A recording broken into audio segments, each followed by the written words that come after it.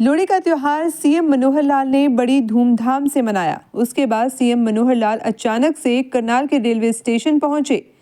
Karnal railway station के बाहर का दौरा जब सीएम मनोहर लाल ने किया तो यहां ठंड में बैठे बेसहारा लोगों को देख उन्होंने तत्काल इन्हें रैन बसेरा में शिफ्ट करने का निर्देश दिया और इसके लिए अपनी खुद की सिक्योरिटी में लगी गाड़ी के माध्यम से रैन बसेरा तक पहुंचाया। इस दौरान मुख्यमंत्री वहीं मौजूद रहे। उन्होंने कहा कि उन्हें सूचना मिली थी कि कड़ाके की ठंड में रेलवे स्टेशन के बाहर कुछ लोग खुले में रात बिताते हैं। ऐसे में मैंने स्वयं यहां आकर इसका जायजा लिया। यहां काफी संख्या में लोग बाहर बैठे थे। ऐसे में इन्हें तत्काल रैन बसेरा पहुंचाया गया। वहीं जिला उपायुक्त को निर्देश दिए गए कि इन लोगों के रहने और खाने पीने की व्यवस्था रैन बसेरा में की जाए। उन्होंने कहा कि आज लोहड़ी का त्योहार है, ऐसे में इन्हें मूंगफली व अन्य खाद्य सामग्री देने के निर्देश दिए हैं। मुख्यमंत्री ने कहा कि इन लोगों की खाने की व्यवस्था करने के लिए 2.5 लाख रुपए देने की घोषणा भी की है। दिन में ये लोग अपने अपने काम पर जाएंगे और रात्रि के समय रैन बसेरा में रहेंगे। मुख्यमंत्री ने कहा कि मानवता के नाते जरूरतमंद लोगों की मदद करना हमारा फर्ज बनता है। इसके लिए हमें ज़्यादा से ज़्यादा संख्या में आगे आना चाहिए। करीब 45 से 50 लोगों को पुलिस वैन में बैठाकर गाड़ी लोगों को रैन बसेरे में छोड़कर आई।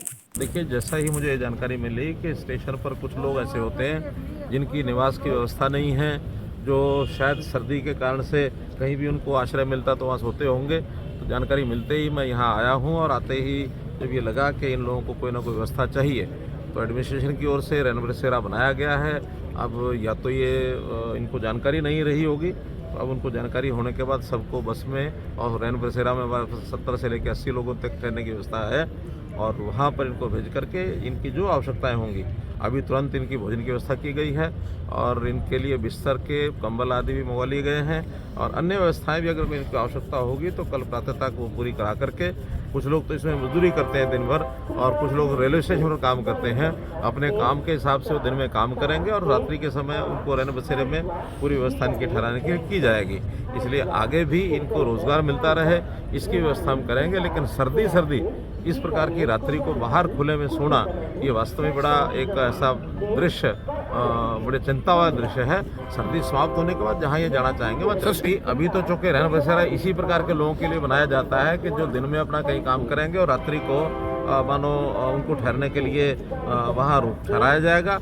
इसका बाद में विचार करेंगे। अगर जाने में इनको कोई दिक्कत आएगी तो कोई वाहन की व्यवस्था करेंगे ताकि रात्रि को शाम को सोने के लिए रैन बसेरा में जाए, प्रातःकाल फिर अपना वापस आएँ। तो इनकी वो व्यवस्था भी अगर कोई आने जाने की करनी होगी तो करेंगे।